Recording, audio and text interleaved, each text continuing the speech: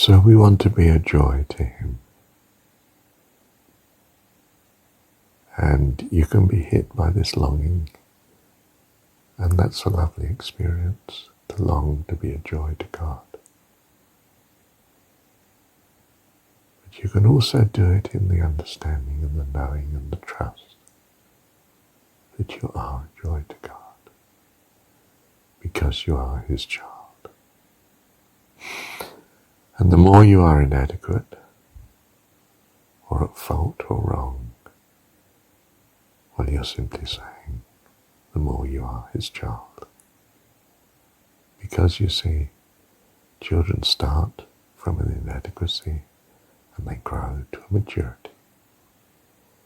And if you're overwhelmed by a view of your inadequacy and your problem with addiction, say, or any other problem, or fault, as the world would see it, remind yourself that, of course, it's because you're a child of God, but in God's hands, with him as your parent, as your loving Father. Wow, your future is staggeringly, unbelievably wonderful because of his goodness. Thank you, Heavenly Father. So you don't need to do anything other than remember, know in your heart that you are a child of God. And this means that not only that all will be well, but that all is well. And when I say all, I don't just mean all that would concern you in the narrow worldly way, but all of creation is right with God because he has made it good. And there is nothing else that is made but by God. All is good. You see what you've imagined to be Satan as not good, evil. But it's the presentment of such that guarantees what God wishes to achieve, which is the good of all. So, the whole experience of the satanic is there that you might know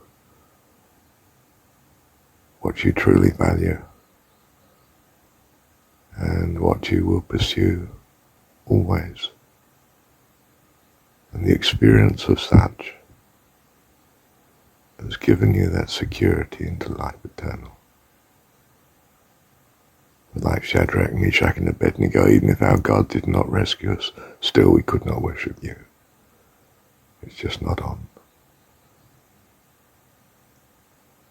Because you know what is good and what is evil, what the consequences are, and therefore you are resolved accordingly for eternity.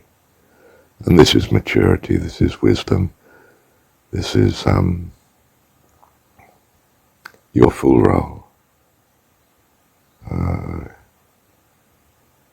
amongst the host of heaven. So you're a blessing and keep it secure eternally. That's as I see it. Thank you, Heavenly Father. So you take this person by the hand, both hands. You stand in front of them, or you sit in front of them, or you kneel in front of them. And you look into their eyes, into their face, into their being.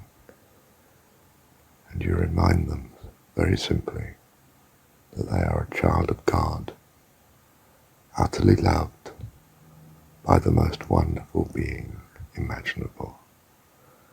And that they too, in the realms of eternity, are also such a being. because there is no time with God. It's a dimension that he's created. The whole notion of existence is a dimension that he has created. The realms of eternity, he has it eternally good. When I say our God can do all things, I mean that he's done it already, eternally done, in realms that we're not going to grasp here very clearly at all.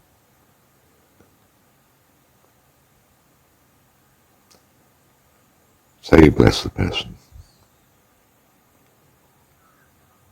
You embrace them as someone you love and care for, just as God does. All of us are the expression of God. We are his children. In terms of this realm growing into life eternal, fantastic creation, utterly fantastic. Wonderful God. Let me pause a sec. So, you're giving them a hug, which is simply to say,